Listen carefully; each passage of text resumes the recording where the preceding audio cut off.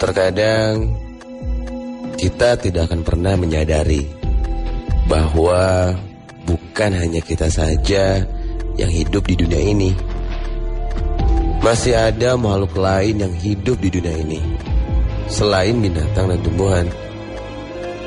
Aku adalah orang yang tidak pernah akan menyadari hal itu, dan termasuk salah satu yang tidak percaya. Menurutku, makhluk yang disebut hantu, jin, atau setan itu hanyalah pengembangan dari hayalan manusia yang paranoid atau ketakutan akan hal itu. Hingga akhirnya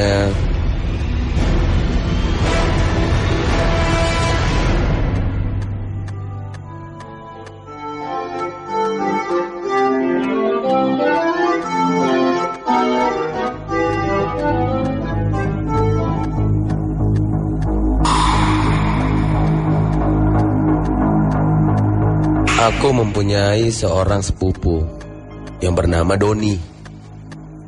Menurut keluargaku, Doni adalah anak yang spesial. Dari semenjak lahir, dia sudah dianugerahi penglihatan yang luar biasa, yang biasa orang-orang sebut sebagai indera keenam.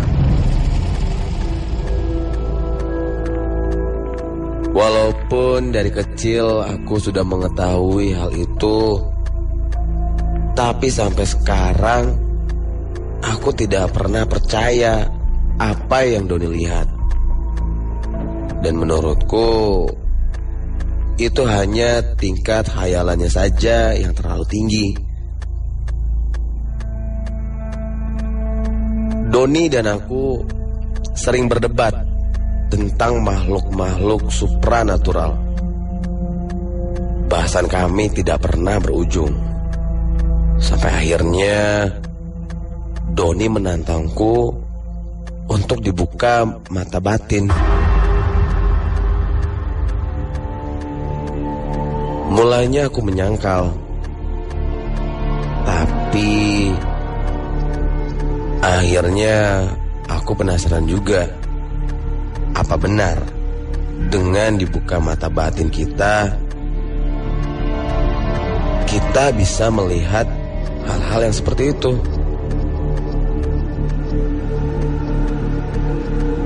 Pada suatu malam, Doni membawaku ke seorang paranormal di daerah Sukajadi.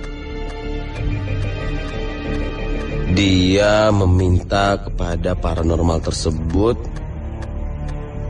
agar membuka mata batinku. Paranormal itu sempat menolak. Takutnya setelah dibuka nanti tidak bisa ditutup lagi, dan itu cukup berbahaya.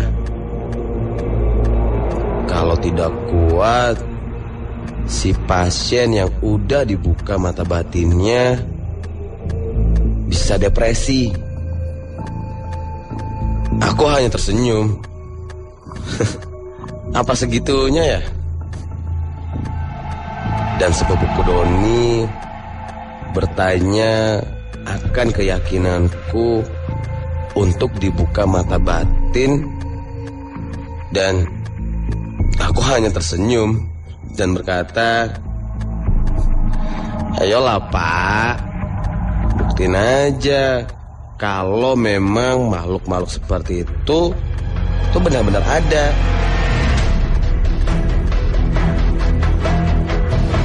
Paranormal itu menatapku sebentar, dan akhirnya dia memegang keningku lalu menyuruhku menutup mata.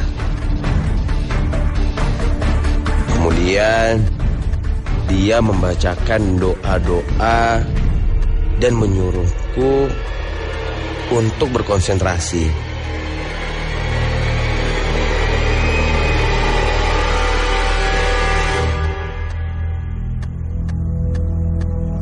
Setelah selesai, aku diantar pulang oleh sepupuku tadi. Dan sepanjang jalan, aku hanya tertawa-tawa.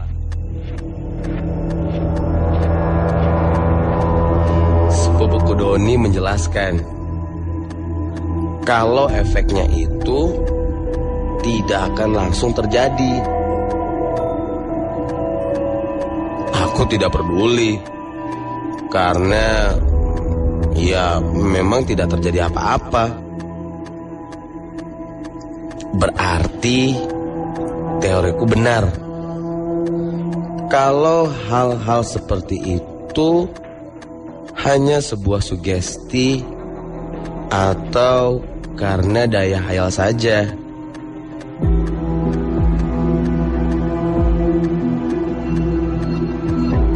Mobil sepupuku berhenti di pekarangan rumah. Rumahku tampak sepi karena memang malam itu keluargaku sedang pergi keluar kota. Kemudian aku turun dan sepupuku hanya tersenyum dan mengingatkan jika ada apa-apa, kabari dia secepatnya. Dan anggukanku membuat sepupuku langsung pergi. Rumah sepupuku itu dekat, hanya beda beberapa kompleks saja dari rumahku.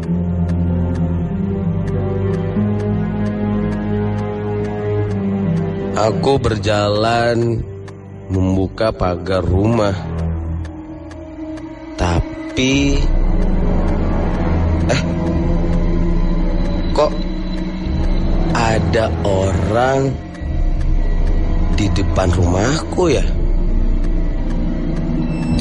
Perasaan tadi nggak ada siapa-siapa.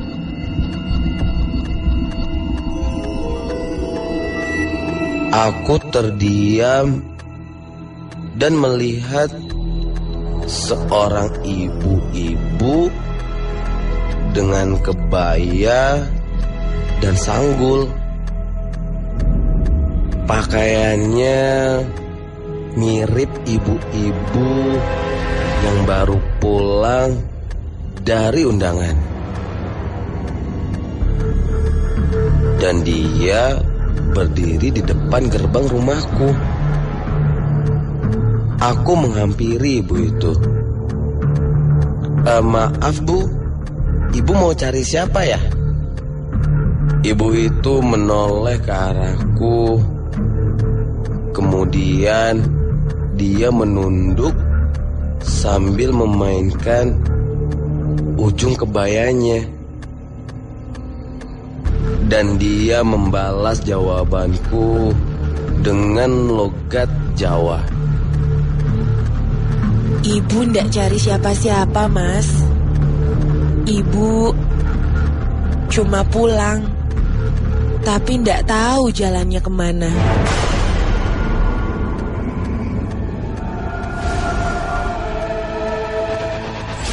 Hah? Nggak tahu jalan? Memang ibu dari mana? Begini aja bu, saya masuk dulu, nanti saya antar ibu pulang ke rumah ibu. Walaupun aku berwatak keras, tapi tetap tidak pernah tega kalau orang lain kesusahan.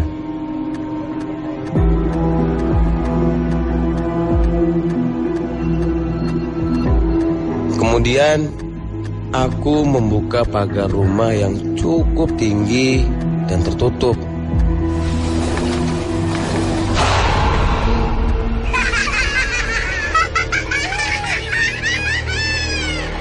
Hah? Kok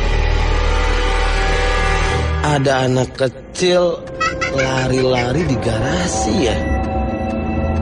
Apa ayah ibuku jangan-jangan udah pulang, tapi mobilnya nggak ada.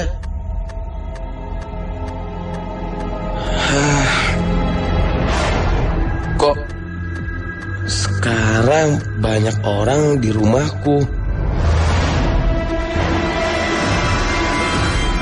Kemudian aku segera masuk rumah dan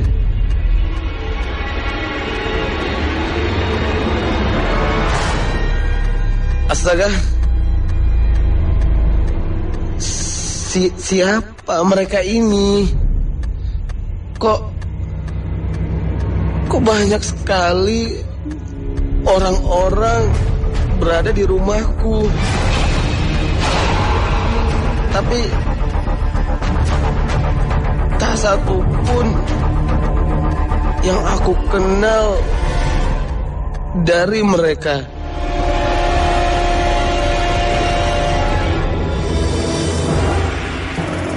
Apa jangan-jangan aku salah masuk rumah ya? Enggak mungkin. Aku yakin ini rumahku.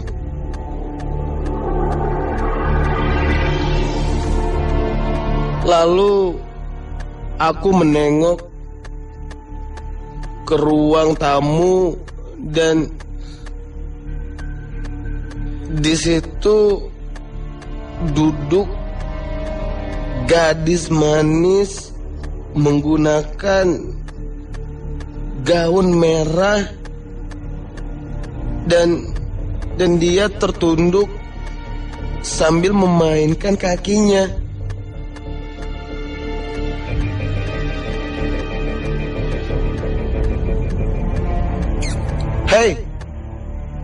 Hei,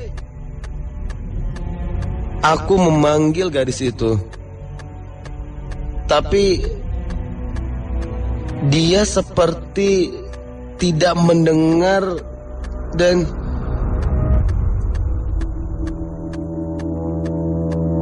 kemudian dia beranjak dari kursi sofaku, berjalan menuju ruang tengah. Aku pun mengikutinya. Dan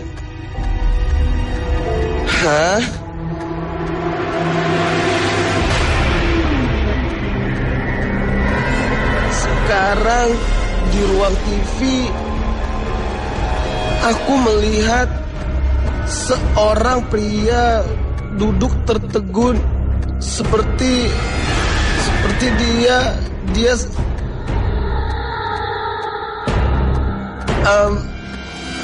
Hei, siapa kamu?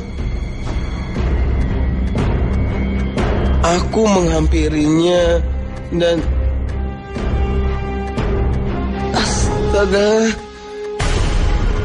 ketika aku mencoba menepuk punggung pria itu,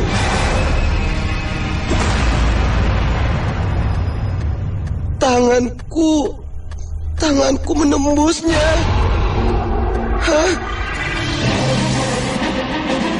Apa yang terjadi ini? Dengan spontan aku mengucuk-ucuk mataku dan meyakinkan bukan cuma dia saja yang aku lihat. Di meja makan ada sebuah keluarga dengan pakaian orang-orang Belanda zaman dulu yang sedang menikmati makan malamnya. Ya Tuhan, bulu kuduku mulai merinding.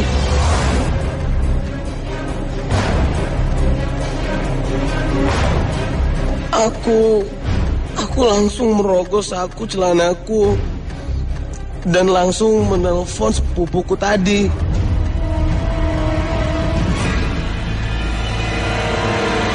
Lalu aku menceritakan semuanya, dan sepupuku hanya tersenyum dan berkata,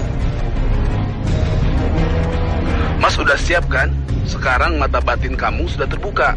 Dan kamu sekarang percaya kan? Bukan cuma kamu yang tinggal di rumah itu.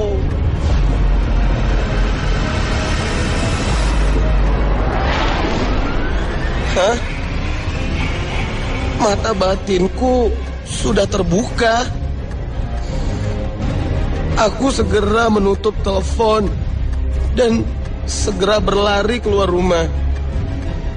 Lalu aku melihat anak-anak yang bermain di depan gerbangku bertambah banyak, dan ibu-ibu tadi yang di depan pagar rumahku, dia sudah tidak ada. Dan aku berlari segera menutup pagar rumah dan berlari menuju rumah sepupuku.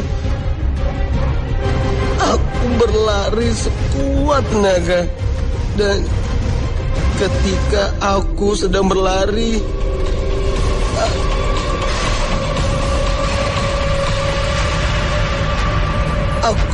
aku melihat seorang pria dari arah yang berlawanan. Dia berlari sambil meraung-raung menangis kesakitan. Dan ketika aku berpapasan dengannya, pria itu badannya tidak lengkap.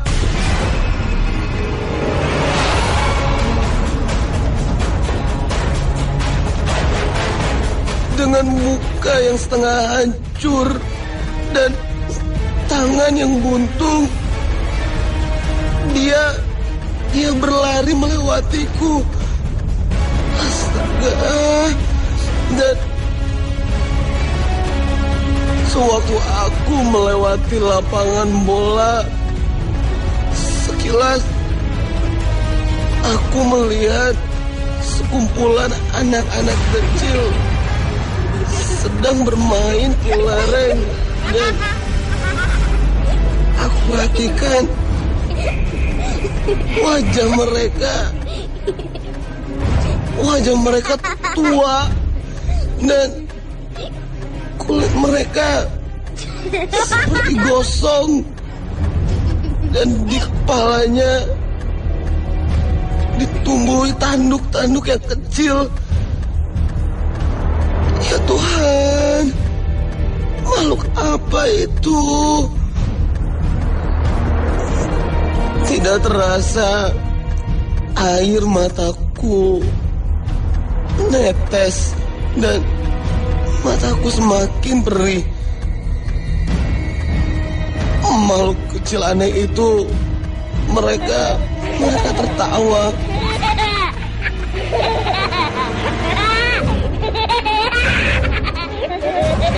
Lewat lapangan bola, aku sampai di perbatasan komplek dengan sebuah jembatan dan sungai kecil yang membatasinya. Dan astaga, di bawah sungai itu sekarang aku melihat sekelompok perempuan berbaju putih dan rambut yang acak-acakan. Mereka sedang bermain air, dan seingatku orang-orang sering memanggil perempuan itu dengan sebutan kuntilanak. Ya Tuhan. Dan tidak cuma satu, tapi ada 3 kuntilanak yang berada di sungai itu dan mereka memandangiku sambil tertawa cekikikan. Astaga. Aku segera memalingkan wajahku untuk melihat ke arah depan. Namun sekarang di depanku berdiri sesosok makhluk yang terbungkus kain putih, melompat-lompat dan melayang ke arahku. Aku hanya terdiam dan aku hanya bisa menunggu makhluk itu melintas dan melewatiku. Ya Tuhan, aku baru menyadari sekarang dan aku baru tahu kalau itu adalah pocong.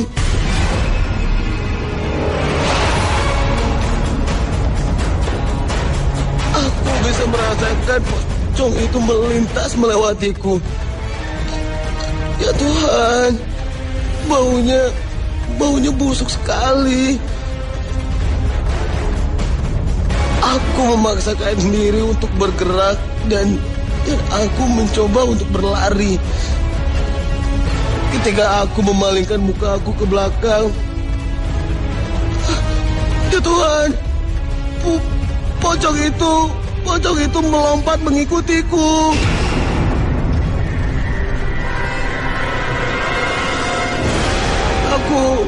Aku berlari lebih kencang dan hingga tidak terasa aku sudah sampai di depan rumah sepupuku dan aku langsung mengetuk pintunya dengan sangat keras.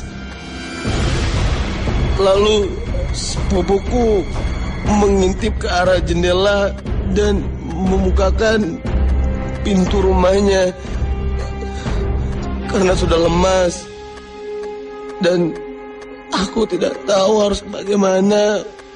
Badanku langsung jatuh terkulai dan aku tidak sadarkan diri.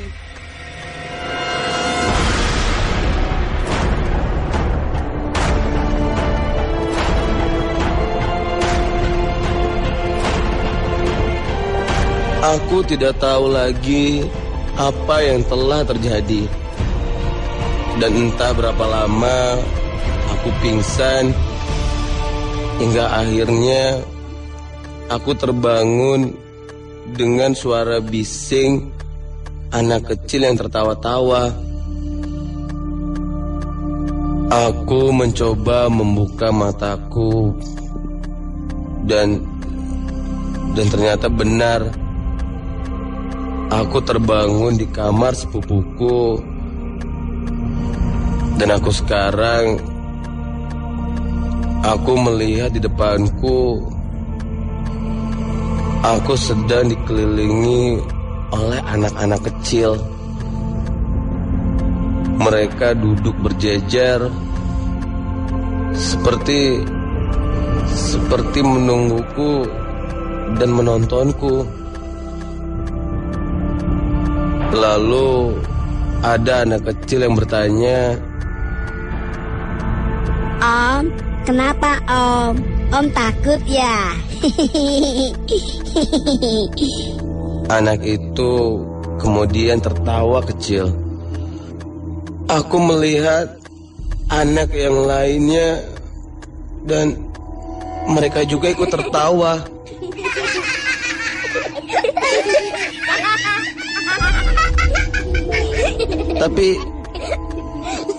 Tapi ada yang aneh pada wajah anak-anak di barisan kedua.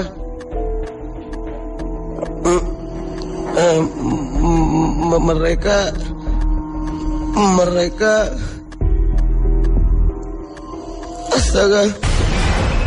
astaga, anak kecil itu, ya Tuhan, anak kecil itu tidak berwajah. Aku teriak sekencang-kencangnya dan Tidak lama kemudian, sepupuku datang dan tersenyum melihatku.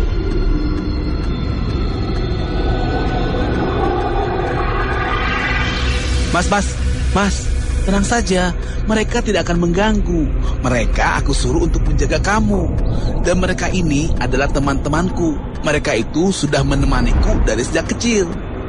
Jadi percayakan, kalau kamu tidak tinggal sendirian di dunia ini, masih ada makhluk lainnya yang tinggal berdampingan dengan kita.